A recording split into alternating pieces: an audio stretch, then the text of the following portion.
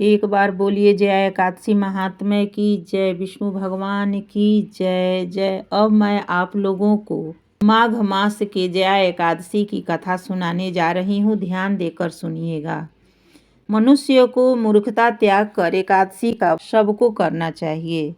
श्री कृष्ण भगवान बोले कि हे राजन, माघ मास की शुक्ल पक्ष एकादशी का नाम जया है। इस एकादशी के व्रत से मनुष्य भूत प्रेत पिशाच आदि की योनि से छूट जाता है। अतः इस एकादशी के व्रत को विधि पूर्वक करना चाहिए। हे राजन, मैं एक पौराणिक कथा कहता हूँ, उसे सुनिए। एक समय इंद्र भगवान लोक में राज्य करता था। वहाँ अमृत का पान कर नंद वन में अप्सराओं के साथ आनंद पूर्वक क्रीड़ा करता था। एक समय इंद्र अपनी इच्छानुसार अप्सराओं के साथ रमण कर रहा था, उन्हें नचाने लगा। उस समय गंधर्व गान कर रहे थे। वहाँ गंधर्वों में प्रसिद्ध पुष्पदंत तथा उनकी लड़की चित्रसेन की स्त्री मलिन, ये सब उस जगह मलिन का लड़का पुष्पवान और उसका लड़का माल्यवान था। उस समय पुष्पवती नाम की एक गंधर्व लड़की माल्यवान को देखकर उस पर मोहित हो गई और कामवाण से चलायमान होने लगी। उसने अपने रूप, सौंदर्य, हाव भाव आदि के द्वारा माल्यवान को वश में कर लिया। पुष्पवती की ऐसी सुंदरता को देखकर माल्यवान भी उसके ऊपर मोहित हो गया। अतः ये दोनों कामदेव के वश में हो गए। परंतु फिर भी इंद्र के बुलाने पर नाच गाने के लिए जाना पड़ा और अप्सराओं के साथ अपना गान शुरू किया। यद्यपि वह नाच गा रही थी, परंतु कामदेव के प्रभाव से उनका मन न लगा और शुद्ध गाने लगी। उनकी हाव भाव भृंगों को देखकर इंद्र ने उनके प्रेम को समझ लिया और श्राप दे दिया कि हे मेरी आज्ञा को उल्लंघन करने वाले मूर्खों, तुमने मेरा अपमान किया है, इसलिए तुम स्त्री पुरुष जाकर मृत्युलोक में जाकर पिशाच का रूप धारण करो और अपना कर्म फल भोगो। इंद्र का श्राप सुनकर ये अत्यंत दुखी हुए और हिमालय पर पिशाच बनकर दुख पूर्वक अपना जीवन व्यतीत करने लगे। उन्हें गंध रस स्पर्श का भी कुछ भी ज्ञान नहीं था, कुछ भी समझ में नहीं आ रहा था। उस जगह महान दुख मिल रहा था। रात दिन उन्हें एक क्षण भी निद्रा नहीं आती थी। उस स्थान पर अत्यंत सर्दी थी, जिसके कारण उसके रोमांच खड़े हो गए। उसके दांत भी सर्दी से कटकटा रहे थे। एक दिन पिशाच ने अपनी स्त्री से कहा, न मालूम हमने पिछले जन्म में कौन से पाप किए हैं जिससे हमें इतनी दुख दाई यह पिशाच योनि प्राप्त हुआ है।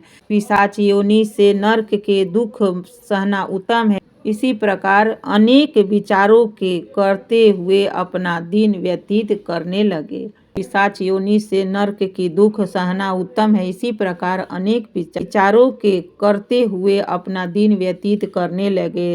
देवयज्ञ के एक दिन माघ मास की शुक्ल पक्ष की जया नाम की एकादशी आई।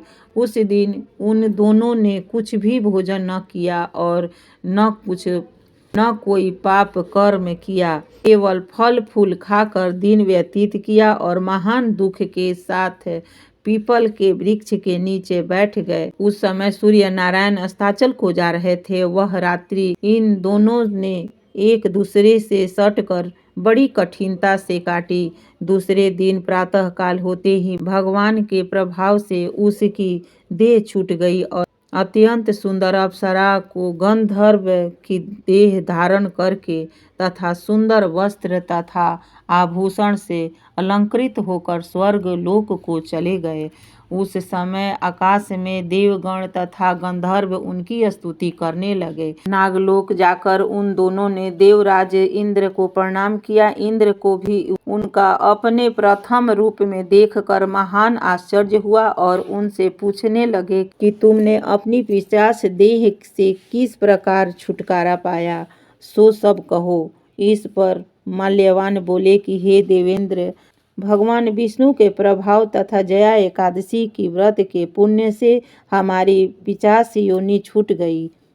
इंद्र बोले, हे माल्यवान, एकादशी व्रत करने से तथा विष्णु के प्रभाव से तुम लोग पिशाच के देह को छोड़कर पवित्र हो गए हो। हम लोगों के लिए भी वंदनीय हो गए हो, क्योंकि शिव तथा विष्णु भक्त हम लोगों के वंदना करने योग्य हैं। अतः आपको धन्य धन्य है। अब तुम पुष्पवती के साथ जाकर विहार करो। हे युधिष्ठिर, इस जया एकादशी के व्रत के करने समस्त कुयोनि नष्ट हो जाती है। जिस मनुष्य ने इस एकादशी का व्रत किया है, उनके मानो सब तप यज्ञ दान आदि किए हैं। जो मनुष्य भक्ति पूर्वक जया एकादशी का व्रत करते हैं, वे अवश्य ही सहस्त्र वर्ष तक स्वर्ग में निवास करते हैं और सभी पापों का नाश हो जाता है और धन धान्य की प्राप्ति होती है, मनोकामना पूर्ण होती है। व्रत कब रखा जाएगा और कब पारणा किस दिन किया जाएगा?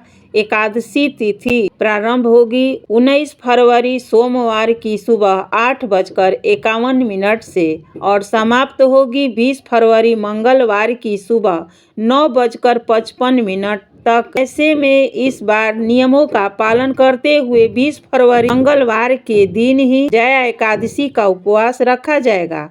एक दिन पहले दशमी तिथि को नियमों का पालन किया जाएगा। एकादशी के दिन एकादशी के व्रत रखने वालों साधकों दशमी के दिन सूर्यास्त के बाद भोजन ग्रहण नहीं करना चाहिए। दशमी के दिन ही तुलसी पत्र तोड़कर रख लेना चाहिए और इस दिन मांस, मदिरा, लहसुन, प्याज, किसी प्रकार का तामसिक भोजन, मसूर की दाल, बैगन, चना की दाल आदि का सेवन नहीं करना चाहिए।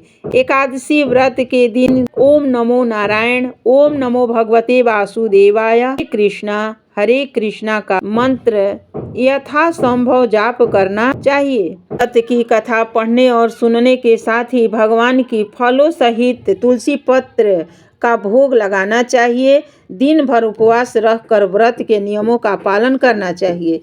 द्वादशी तिथि प्रारंभ होगी 20 फरवरी मंगलवार की सुबह 9:56 से समाप्त होगी 21 फरवरी बुधवार की सुबह 11:27 पर। एकादशी का व्रत तभी पूर्ण माना जाता है। विधि विधान व्रत रखने के साथ ही शुभ मुहूर्त में किया जाएगा।